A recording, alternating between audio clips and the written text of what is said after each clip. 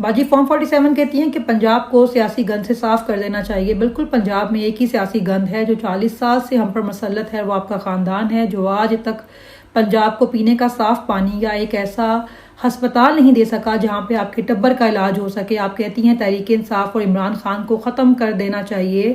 آپ کا قصور نہیں ہے، آپ کے والد کی سیاسی پیدائش ہی ایک ڈکٹیٹر کی گود میں ہوئی ہے، وہی دیکھ کر آپ بڑی ہوئی ہیں۔ خود کو آپ جھانسی کی رانی پھولن دیوی یا ہٹلر سمجھتی ہیں، یا میرے خیال میں پورے پنجاب کو اپنے والد کی جاگیر سمجھتی ہیں، جو تمام سیاسی مخالفین کو آپ کرش کرنا چاہتی ہیں۔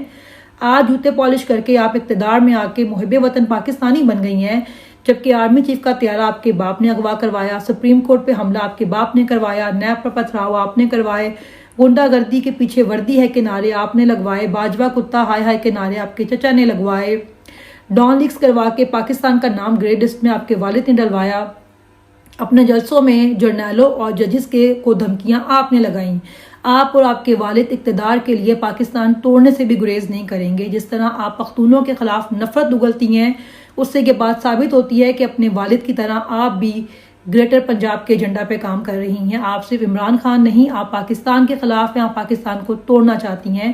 لیکن ایک بات کو یاد رکھیں کہ عمران خان نے ہمیں ایک قوم بنایا ہے، سندھی ہو، بلوچی ہو، پنجابی ہو، پختونخوا ہو، گلگت بلتستان ہو یا کشمیری ہوں، ہم سب ایک قوم ہیں اور سب مل کے آپ کی تمام فسادیت اور سازشوں کا مقابلہ کریں گے، اس کو ناکام بنائیں گے۔